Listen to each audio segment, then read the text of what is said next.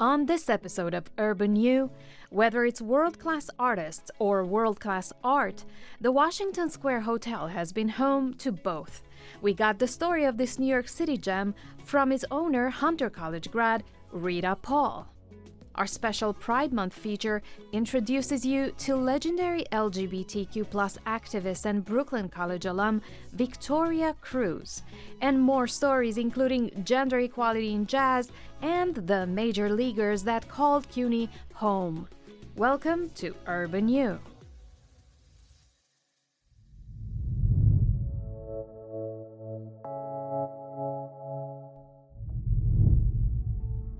On the corner of Waverly and McDougal in Greenwich Village sits one of the oldest independently run hotels in New York City.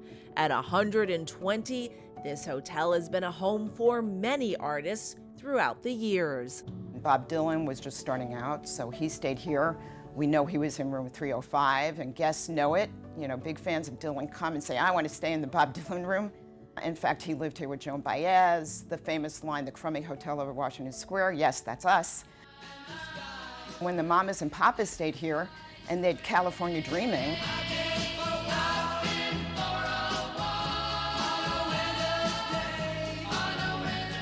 That was walking around here, and the neighborhood was just not to their liking. They wanted to be back in California.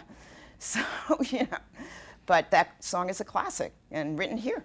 The Rolling Stones were also guests here back in the 60s. Other guests of the hotel have included Lou Reed, Barbra Streisand, and a young Ernest Hemingway. It started out as a luxury apartment hotel when it was built in 1903, but by the 60s and 70s, the hotel had seen better days.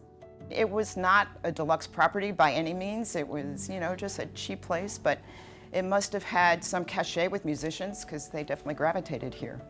Kind of the unknown Chelsea, it's kind of under wraps. Today, Judy Paul and her husband, Mark Garrett, run the Washington Square Hotel. But it was her parents, Daniel and Rita, who originally bought the Earl, as it was called back then. For Rita, a Hunter grad class of 1947, the continuous renovations brought a way to combine beauty and functionality with her art. We bought it in '73, and we knew some of the musicians who stayed here and whatnot. My husband knew, and whatnot. Otherwise, it was a pretty run-down place. We liked the location, most of all, at that time. And because we could rebuild the place from scrap, basically, it interested us. We always did our own construction, because that's where my father was, and his father before him. So that was easy for us. Mine was a silent role. There was no architect that we used in those days, no interior designer, I think. I filled those roles. I could play around with what the hallways looked like, what the doors looked like. There was no one to stop me.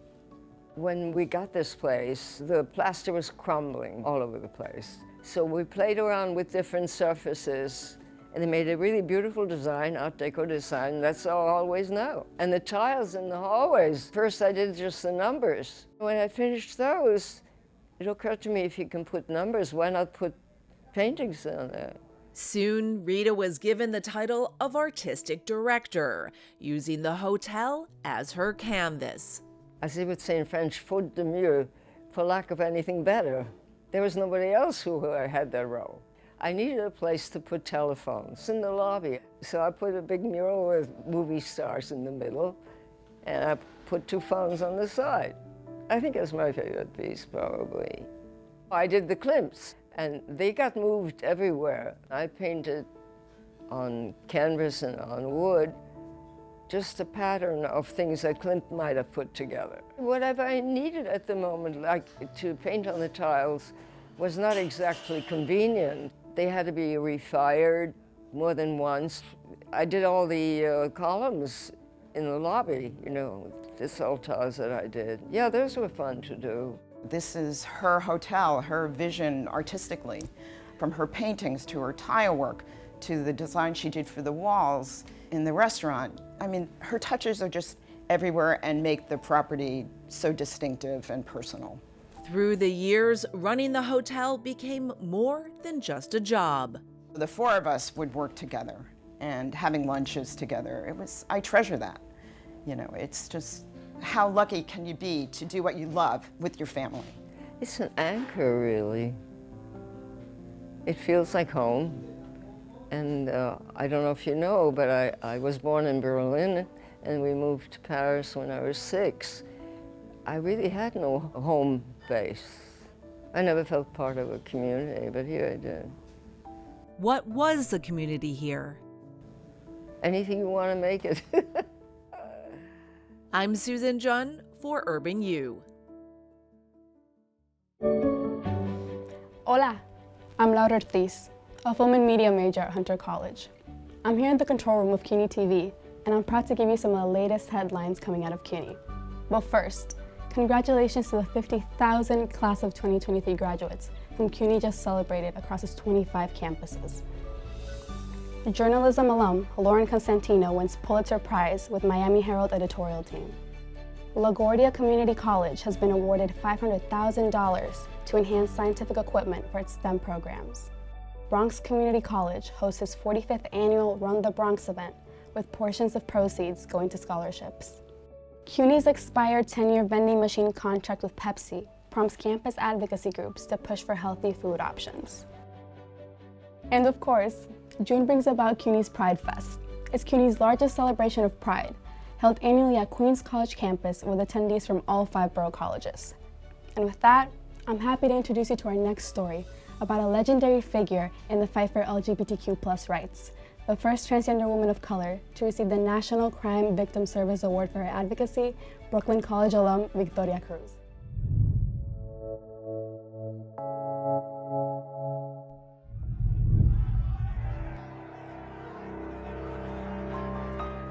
Late on a summer night in 1969, the crowd had had enough. Enough of the raids, the arrests, the degradation. It was time to fight back at the Stonewall Bar. The quest for gay rights had begun, and Brooklyn College alumna Victoria Cruz was there.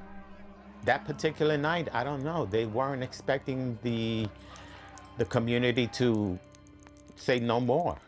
Then there was the women's movement, the black movement. Everybody was in a rage during that time. We were going for our freedom. I was dating the bouncer, Frankie, and I remember he didn't come home that night. So I says, well, you know, you don't do that to no Puerto Rican queen. So I went to Stonewall that Friday night, and it was kind of eerie. Judy Garland had just been buried. And about 12:30, the cops, they come and they went inside the bar. The more paddy wagons that came, the more people were outside. Then I saw a brick hit the window. They weren't expecting the queers or to fight back because they were always raiding the bar. But at that night, for some particular reason, the hit the fan. And then Frankie says, we better go because somebody started, setting things on fire. But when we got home, we turned on the TV and it was on the news. I said, oh my God, what happened? Victoria Cruz had always been a fighter, growing up different in Red Hook, Brooklyn. I knew there was something special about me. I always knew that I felt, feminine. I was effeminate. And of course, you get your So I fought. And then when I started winning fights, they didn't call me anymore. If they called me queer, and I met you outside by the gate. And now I cherish the word queer, because I'm trans, but I'm fluid. So I like queer better, because it doesn't put me in a box. After Stonewall, things started to change, especially in the Village. It was fantastic. Those who wanted to go in drags would wear wigs, wiglets, eyelashes, the Twiggy era with all this makeup on. You got arrested, but all they did was put you in a cell, brought you before the judge, and case was dismissed. And the following year brought the first gay pride parade. We went from Christopher Street to Bleecker to 6th Avenue and marched all the way up to Central Park. But as we were going, we were getting much more people. So when we entered the park, it was a crowd, and it was so wonderful. Around that same time, Victoria started a new chapter in her life. Well, I started to work at the Grapevine because at the Gilded Grape, they had talent night that particular night, and I had a couple of drinks on me. And my friend says, I dare you. She says, oh. He says, okay, fine. So I says, I got up there and I did one of Billie Holiday's number, and I won the contest. And from there, I was bitten by the bug. Victoria loved performing, but in the 80s, she fell on hard times. She became addicted to crack. After 8 years, she got clean and started in a public assistance work program. They sent me to Cobble Hill Nursing Home. It was wonderful. I loved it. I was hands-on. How are you? You know, I knew all the songs they wanted to sing. They just loved me. But while working there, Victoria was sexually assaulted by some female nurses. Luckily, a friend told her about the Anti-Violence Project. I was in shock. You know, I was traumatized. And I remember I called them at 1 o'clock in the morning, and the volunteer was so compassionate, so understanding. They assisted me in going to the precinct. They had the women arrested. For a year, I went back and forth to court. Not once was I ever by myself. The Anti-Violence Project always came with me. Later, Victoria became a volunteer and eventually was hired by AVP. So I started as a administrative assistant. Mind you, I didn't know about fax. I didn't know how to answer telephone. I learned all that on the job. I did that for about 2-3 years. And then there was an opening for a counselor. Victoria went on to become senior domestic violence counselor. And in 2012, she won the National Crime Victim Service Award for her work. I learned so much from my clients, because at the same time, what I was helping them heal, I was healing myself. Once things are thrown at you and things are said about you, you get to more or less build up a wall to defend yourself, you know? This is like, you know, like, that's not hurting me. Psychologically, it might, you know, cross a little twitch in here, but at the same time, I know who I am, I know what I am, and I know how to take care of myself. I'm Scott Kirby for Urban U.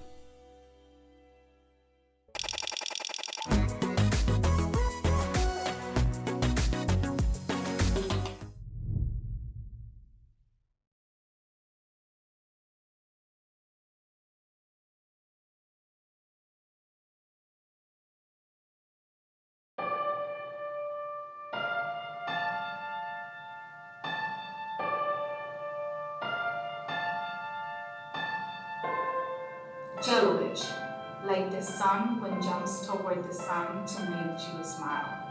Jello, amarillo, amarillo. Once upon a time, somewhere beyond the horizon, this is who I am.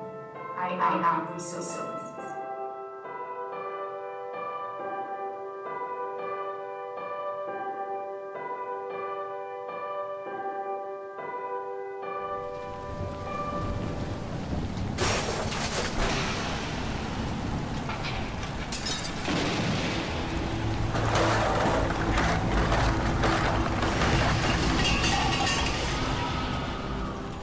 Mukashi Mukashi Arutoki. We weren't quite sure how to be human, so we became belief and took different forms.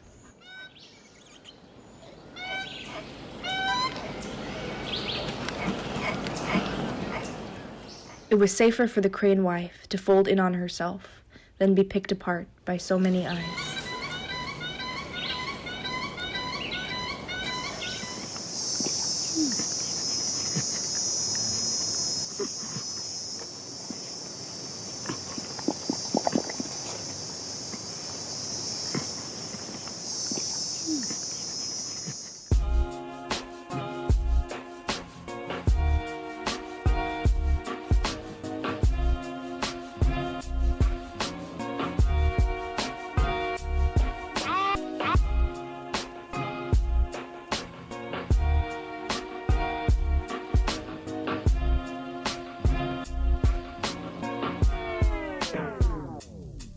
be bold enough to see it, unmask it, let my own masks fall to the floor.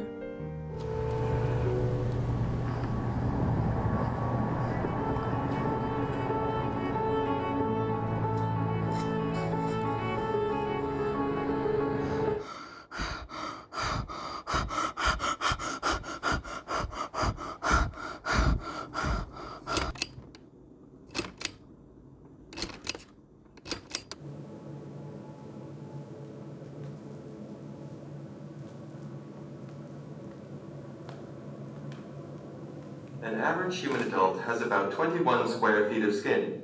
The entire skin weighs 9 pounds. Dead skin cells from humans make up 1 billion tons of total dust found in the Earth's atmosphere.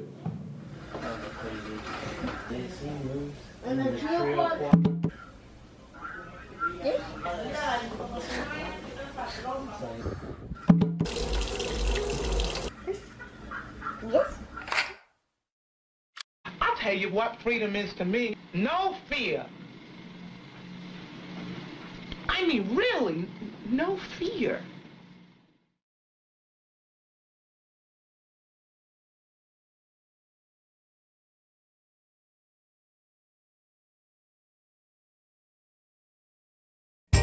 Still up on Urban U, CUNY baseball history. From bench warmers to all-stars, we introduce you to the big leaguers who have graced CUNY's halls. But first, a look at gender equality in jazz with Macaulay Honors and Lehman College student Victoria Smith.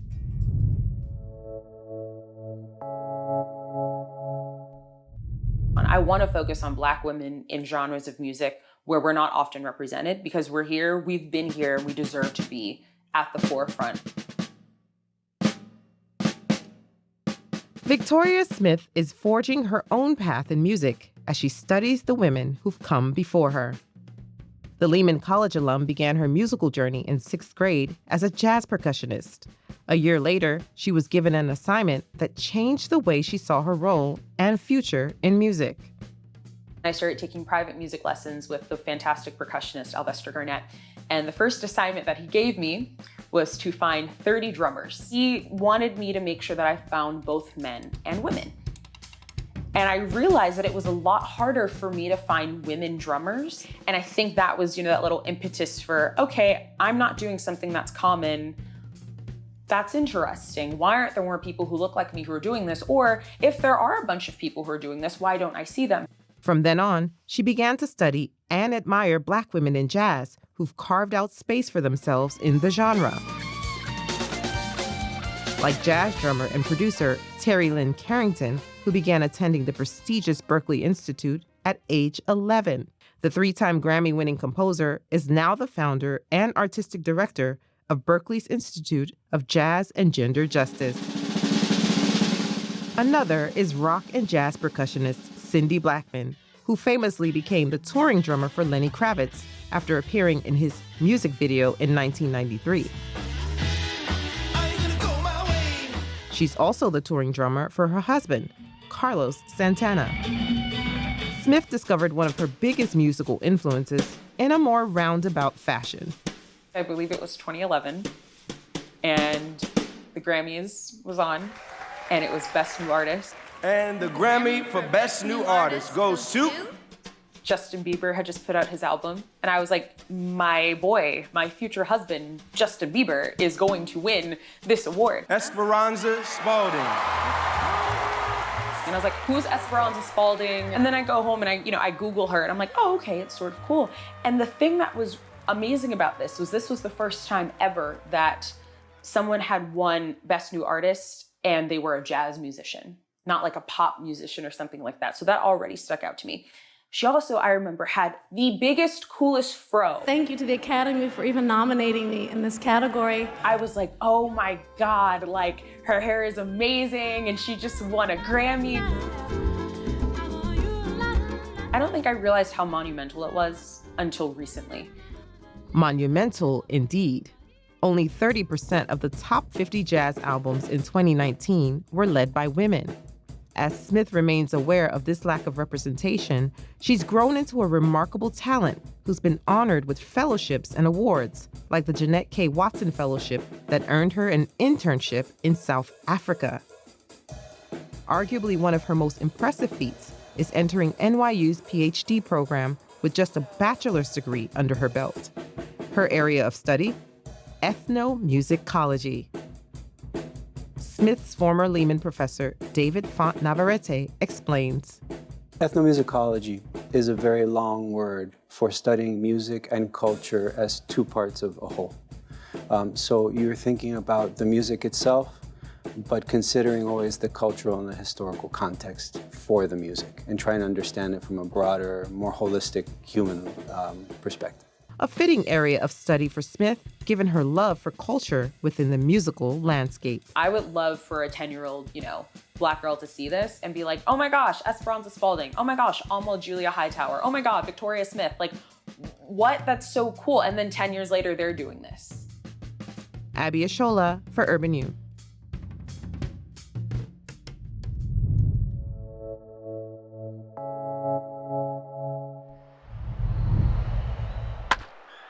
I love the dreams of glory of 10-year-olds, the reminiscence of 70-year-olds. The greatest baseball arena is in our heads. That was iconic baseball writer Stan Isaacs, Brooklyn College alum. And certainly, with baseball season here, there have been many monumental baseball writers like Isaacs who have attended CUNY.